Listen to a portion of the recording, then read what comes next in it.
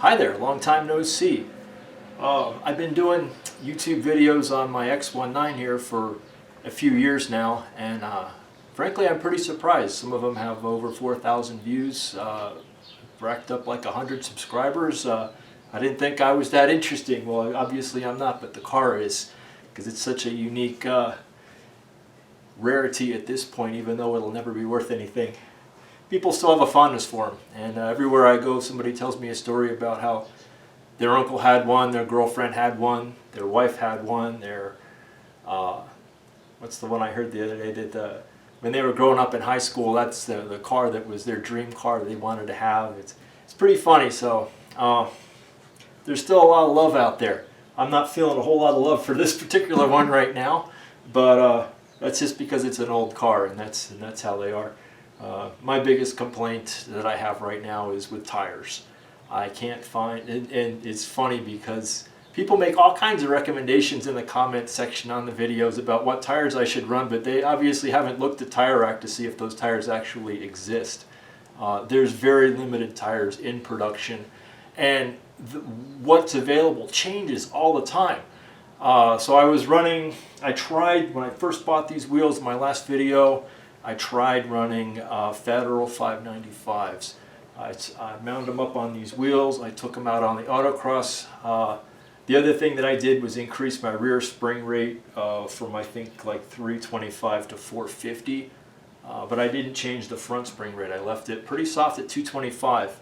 And I'll talk about that later. But the combination of increasing the rear spring rate and then putting those Federals on there, the car was a mess. It slid all over the place. The back end was super loose.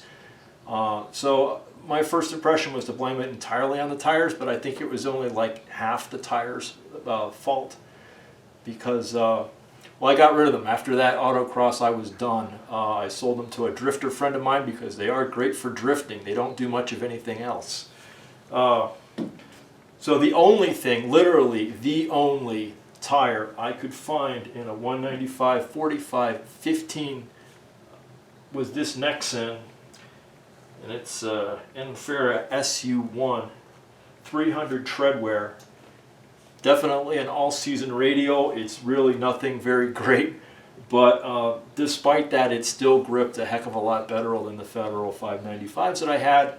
So the last two times I went out in Autocross, I was on real grippy concrete out here in Arizona in Sierra Vista. And the car actually didn't do that bad. Now the back end is still a little bit loose. It's still very easily, that weight transfer happens when I lift off the gas to go around a turn. I have to be real cautious how quickly I lift off the gas, because it'll just come right around on me. It was really loose in the Federals. It's still loose with the Nexens, but I think the mistake I'm making is my front spring rate. Because I increased the rear spring rate, the front spring rate is so comparatively soft that it's unloading so much weight off the back of the car. So I think if I increase the front spring rate a little bit, that will hopefully help with the overall balance of the car.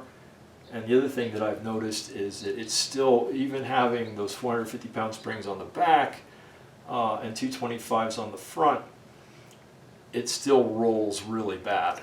And when I get into a tight turn, the car is wallowing all over the place, and I can't. You have to wait for the car to settle a little bit before you do the next input, and that time that I have to spend waiting is time that I'm not fully committed to the throttle and pointing the car exactly in the right direction. And that's the sort of stuff that costs you a half a second here, a half a second there. And a half a second in Autocross is a lot of time. So the reason I went so soft in the front, the original springs that came with this Coney setup that I got from, well shoot, I can't remember. I think I got it from Vic Autosport. Came with Coneys, and the front, and this says Vic Autosport right here, the fronts were 275 and the backs were 325. And running that setup, I couldn't stop. So there was not enough weight transfer to the front of the vehicle when I put on the brakes, and the car just kind of skittered along the ground instead of stopping. So that's why I was really scared to raise the front spring rate on this, because stopping is really important.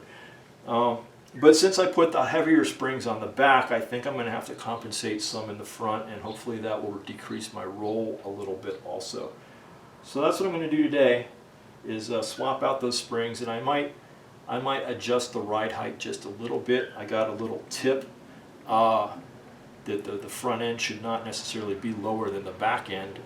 Obviously when the car was built, the front end was higher than the back end, and I don't know if they were just trying to make it look like a speedboat going through the water or what, but it looks silly.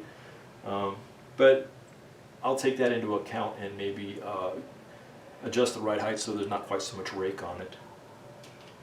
So that's the game plan. Some other things that I've done with the car, or what the car's done to me, I should say also. I got it all working. I fixed the horns. I'll show you a couple things. So here's the gauge cluster, and you'll see that the RPM gauge actually reads 0 when the car isn't running. Since I bought it, it was sitting at 500 RPM when it was standing still. But I found out that we have to take off the steering wheel. We'll talk about that too. But if you just remove these hex screws, remove the steering wheel, remove those hex screws, you can pull this out, the binnacle out. There's still a speedometer cable kind of attached to it in a weird way, which is deteriorated and broken. But and then there's just a couple screws holding all the pieces together of that binnacle, and you can lift the plate off the front here, this black plate off the front, and you can get right in there, and you just have to use your finger and pinch and pull, and you can take the needles off and reposition them where you want them and put them back on again. So that's a real easy fix if your car has that problem. I also replaced the brake master cylinder, which failed on me at some point, and that was a lot of fun. Thanks to X-Web forums for helping me to get that back together again, especially when I couldn't bleed the brakes. I found out I was pinching the soft brake lines a little bit. So that took months, but eventually we got the car running again. Getting the steering wheel off. The steering wheel was frozen on there. I tried every trick in the book, heating it extremely, trying to cool the center part while the other part was hot. All kinds of torque, pressure, gear pullers, everything. So when it was all said and done, I ended up, well, here's the original steering wheel. You'll see I had to use a cutoff wheel to actually get in there and open that thing up enough that I could get it to come off. So obviously that wasn't working. Somebody pointed out in one of my Autocross videos that my steering wheel was bent, and that was from an earlier attempt to fix this problem. So I got a new steering wheel. I found it from a seller on eBay. It's real nice. So when the horn wasn't fixed with me replacing the steering wheel and that stuff, I figured I'd better look more closely, and I'll show you what I found. Now it's hard to see, but that bolt that I'm shining the light on, there's a bracket there that goes down to the horn. And you'll see that bracket used to be longer. It broke, and the horn ended up in the floorboard there, or in this pocket, just laying on the ground. And it was like that on both sides. It started off just being like that on one side, but then when the other one also broke off, which I think was just from metal fatigue, from it vibrating a lot, it just snapped. So one of the problems I had was only one of the horns worked until none of the horns worked when the other one broke off. And the other problem was I had a slow voltage leak. Wasn't sure why, but I think it might be possible that the voltage leak was caused by the horn being on the ground, and you know, there's a positive wire connected to that. I'm not sure. Not sure if that could have been the cause, but it seemed to have stopped about that time. So now both of my horns work. They sound really cool like they're supposed to. It was a real easy fix. I just cut off, I just rebent the bracket and put a new hole in it, and just made it shorter so it still works fine. So the goal was to fix everything so that I could sell this car, but it seems it doesn't want to be sold. Once I got the steering wheel off, I was able to replace all these guys here, the various stocks and stuff, that whole assembly, I found one of those used on eBay also, which fixed my high beam problem, my turn signal return. So that was cool. That worked for a little while. But now my turn signals don't work, and the light that for the gauges doesn't work. It eventually will come on, like after like 45 minutes of driving. Sometimes it'll pop on, so it's not completely broken, but there's something wrong with it. It seems, I don't know. But the flashers still work. If I put the hazard lights on, they work just fine, so it's not sort of process of elimination. There's a lot of things that it isn't. I pulled the gauge cluster off to see if there was some soldering or something that needed to be mended, but I couldn't find anything there. I have no idea. I checked the grounds seem fine. It's an old car. But now I can't really drive it on the street too much because the turn signal doesn't work, and I can't see how fast I'm going at night, so that's not cool. So as much as I hate dealing with this thing, it's still a fun car to autocross, and it's not costing me anything to own. So except maybe a little piece of my sanity, but any race car is going to give you issues. So I'll hold on to it for a little while longer. Swapping springs is pretty straightforward. The hardest part is really just getting these struts out, which I've already loosened the bolts a little bit because this is YouTube. Everything looks magically easy on YouTube because even if it takes you a couple hours, it only takes a few minutes on YouTube.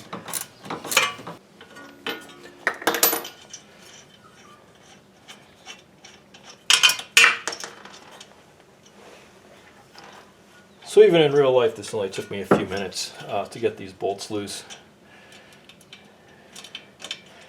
The top one's the fun one because if you saw my earlier videos, it's got these cam lock bolts on them, but they don't stay in position unless you have something wedged in there to hold them in position.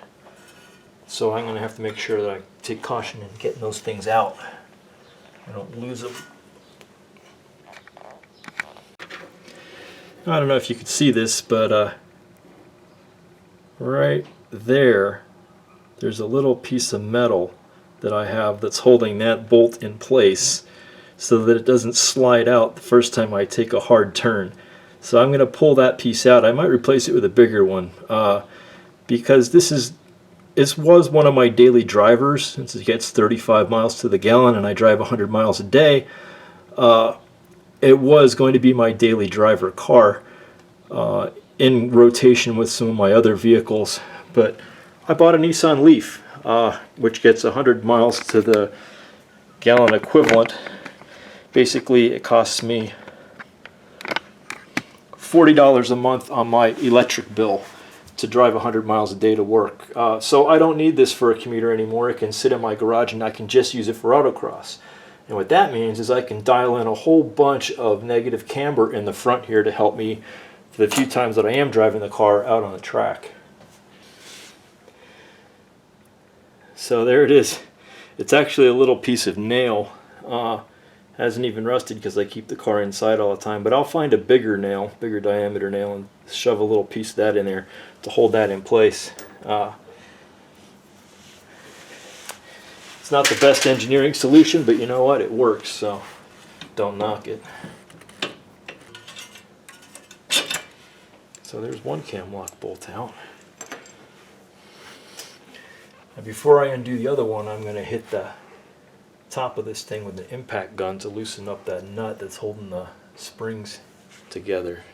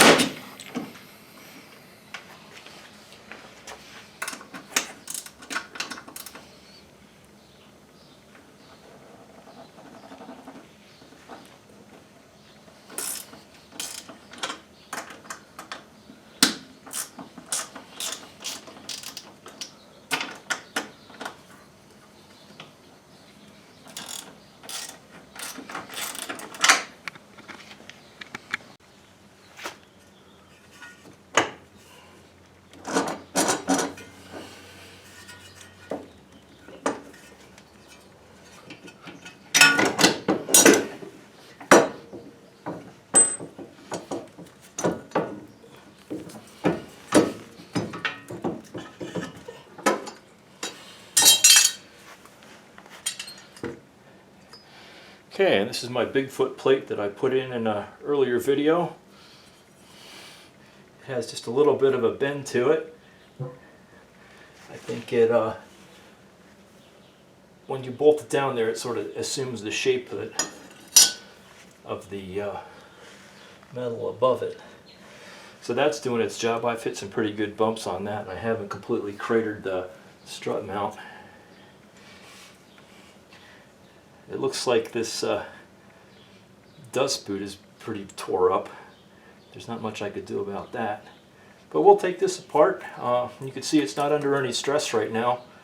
And take this spring out and we'll put another one in there, and might not even have to adjust the ride height at all. We'll see. Because the spring going in is going to be considerably stiffer than the spring coming out. It's going to raise the ride height a little bit automatically. Theoretically.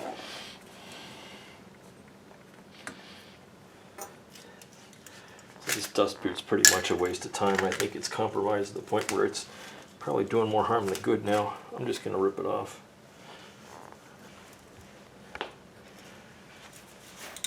So I ended up taking that dust boot off entirely. It was wrecked. Just wasn't working, so we'll reassemble this. Double check. This is the 325-pound spring. We'll see if that works. There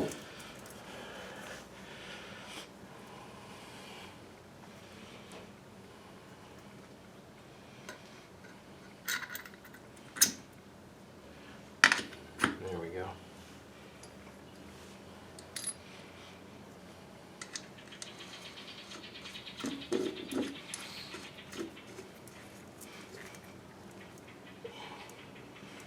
That. I'll nip it back up when it gets back on the car.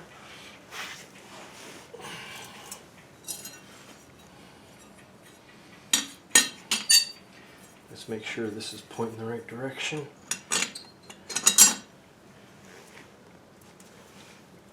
And off we go.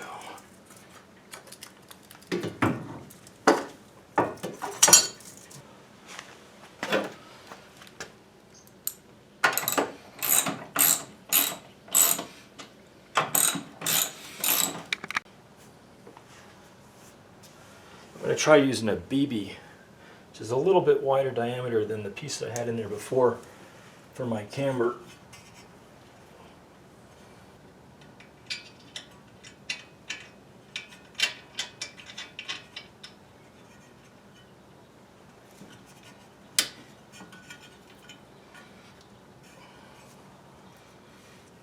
Let's see what happens. Alright, so we'll nip those up and we'll see how much camber I have.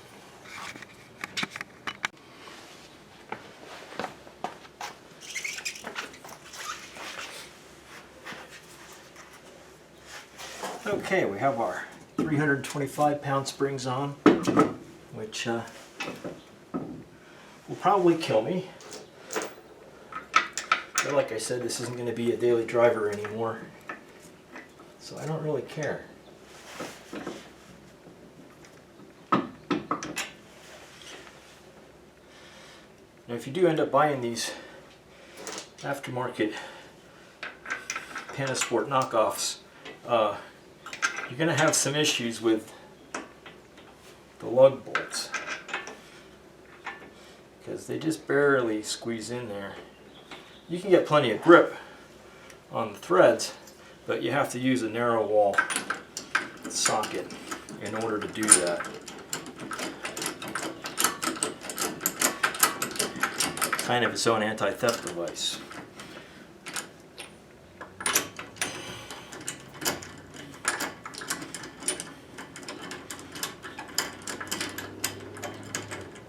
Try to go in there with a 4-way lug wrench, it's not going to work. So I've added a combined 200 inch-pounds of spring on the front of this car. It's going to do probably a lot of undesirable things, but I do want it to raise the ride height a little bit also, which I can adjust with these coilovers, but if I don't have to, I'm not going to bother with it.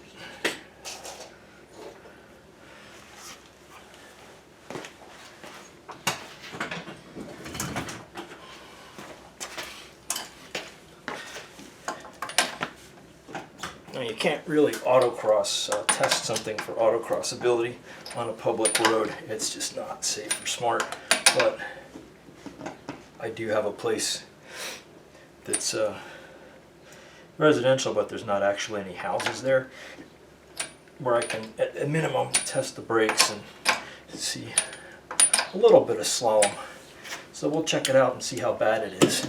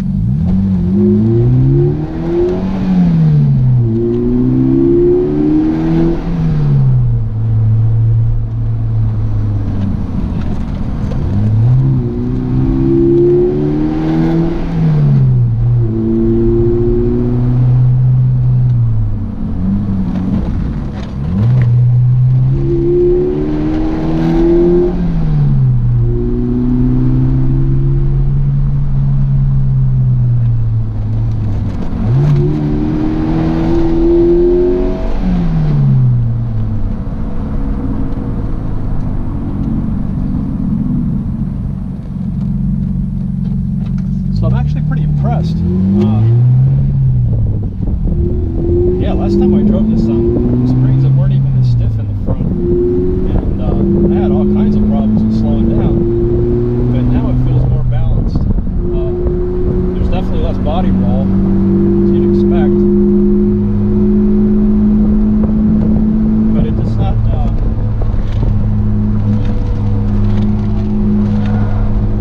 this is 300 treadwear tires, not autocross tires by a long shot.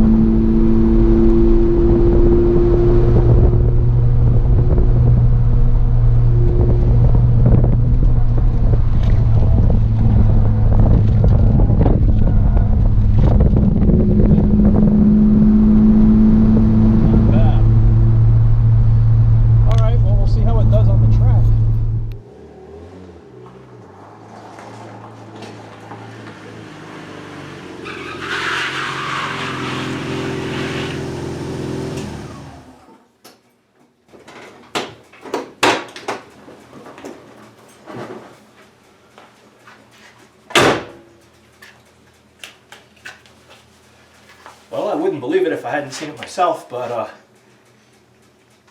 with an extra 100 pounds of springs on each corner in the front here, it still handles really good.